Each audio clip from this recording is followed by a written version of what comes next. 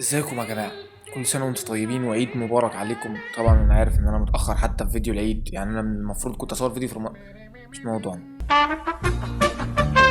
عايز استرجع معاكم شوية ذكريات. فين ايام ما كنا بنسهر في الشارع يوم الوقفة ونفضل نايمين جنب طقم العيد لغاية الصبح، وفي ناس كانت بتنام بيه كمان. نلبس طقم العيد وننزل بعد صلاة العيد ونفضل نلعب لغاية اما نجيب اخرنا ونتعب من اللعب، بعد كده نروح ننام. فين الايام دي؟ دلوقتي مش عارفين نجيب الحظاظة بتاعت لبس العيد.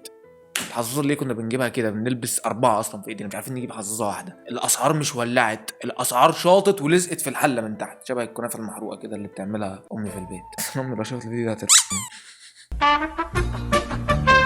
صلي على النبي يا عم ابو اخته. انا جاي اشتري من عندك بنطلون وتيشيرت. ليه؟ عشان انت هدومك جامده وبراندات؟ لا. عشان انت احسن تقفيل؟ لا. عشان هدومك مستورده؟ لا. امال عشان ايه؟ عشان انت رخيص.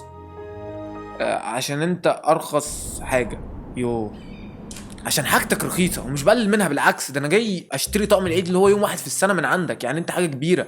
فهتقعد كل ما امسك تيشيرت وتعجبني يقول لي يا دين امي التيشيرت اللي انا واخد منه لبيتي ده التيشيرت اللي انا واخد منه لعيال اختي في البيت. فامسك تيشيرتات تانية تقول لي يا دين امي دي استيراد من تركيا. عشان كلنا اصلا عارفين ان انت ما عندكش اصلا اخوات بنات، مش انت ما عندكش عيال اخوات، لا انت ما عندكش اخوات بنات اصلا. والحاجات دي كلها تقفيل في مصنع في اخر الدخيله او في اخر اكتوبر، مصنع لانشون اصلا بس اسمه تركيا. انت مفكره كده استيراد؟ احنا دافنينه سوا. طالما انا جاي لك اعرف الكلام.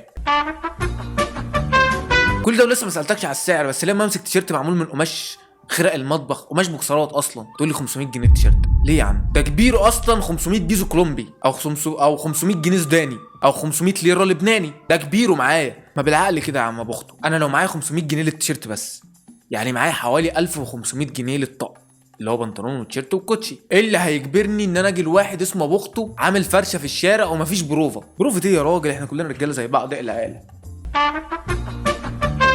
طب ما اروح زارا يا عم، برشكا، اتشندم. ايه اللي هيجبرني ان انا اجي عندك؟ انا جاي لك عشان عايز الطقم كله ب 450 جنيه و50 جنيه اروح بيها، انت فاهم؟ انا عايز اسعار الشاذلي اللي بيطلع على الفيس البامب بايه، وعايز اسعار اخويا الديلر اللي بيعملوا الطقم كله ب 400 ب 350 زائد الكوتشي. بالنسبه للكارجو بقى، انا كان بقالي 10 من اول رمضان بسمع العيال كلها على التيك توك ان كلهم هيلبسوا الكارجو وكونفرس في اول يوم العيد. خلوني ما نزلتش بيهم ورحت نمت. طب حد شافهم ولا هم كانوا عاملين مخطط صهيوني؟ يعني هم متفقين مع بعض ان هم هينزلوا بيه وما نزلوش بيه، ولا كلنا نمنا اول يوم العيد ولا ايه؟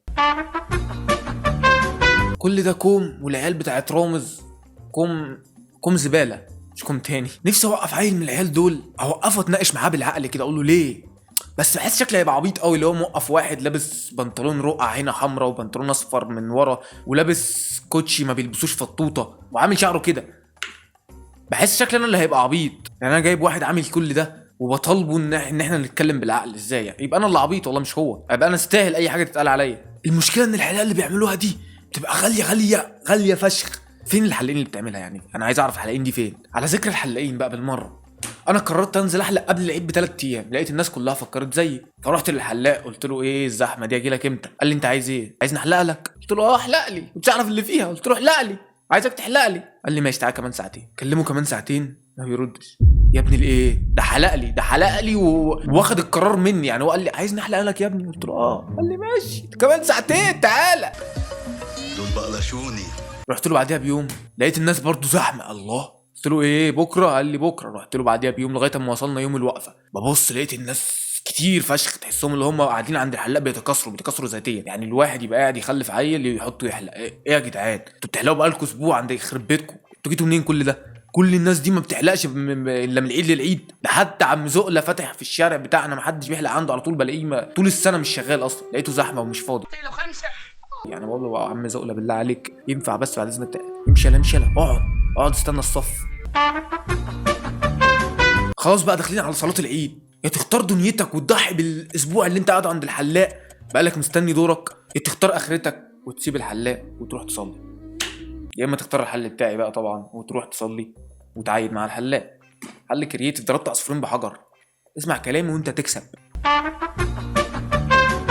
معلش التليفون فصل وانا بصور، ودي حاجه في قمه الازعاج الصراحه، وانا انا متضايق قوي. المهم هنكمل كلامنا. هنتكلم عن صلاه العيد. بالنسبه لصلاه العيد بقى، انا ماشي في الشارع شايف الشباب كلها عينيها حمرا، الولد عامل كده وعينه كلها حمرا. تدري ليش؟ من كثره البكاء على فراق شهر رمضان الكريم. سقف يا ابني للشباب. الشباب في احسن حال دلوقتي من كتر البكاء على فراق شهر رمضان الكريم، عينهم حمرا. بالنسبه للبنات بقى، اللي انا مش عارف، خلصت صلاه وحسيت ان انا في سيتي سكوير، حسيت ان انا في حفله لمروان بابلو، حسيت ان انا في حفله لروبي. فول ميك اب كيف؟ هاو؟ ازاي فول ميك اب في ايه يا حبيبي؟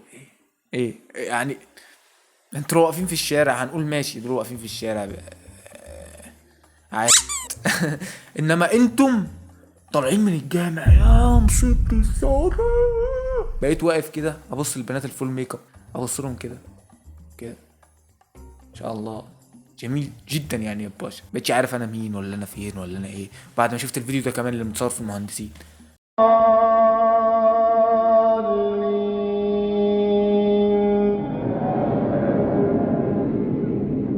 احنا فين؟ احنا مين؟ انتوا ايه واحنا مين ودول ايه ودول ايه؟ وفي نهاية الحلقة حابب اشكر خالتي على العيدية اللي عطتهاني 200 جنيه. يا ربي يا ربي في ميزان حسناتك يا خالتي، في ميزان حسناتك ان شاء الله. ربنا يبارك لك في عمرك يا رب، ويرزقك 10 اضعاف ال 200 جنيه. وابويا عطاني 150 جنيه. يا رب يا ابويا يفتح لك مصدر رزق يعوضك ال 150 جنيه دول 1150 جنيه بس، مش 150 جنيه.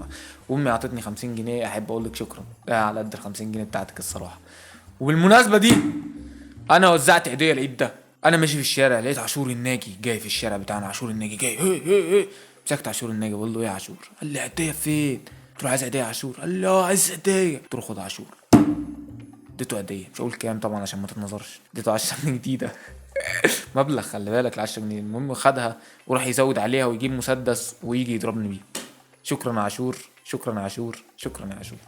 بس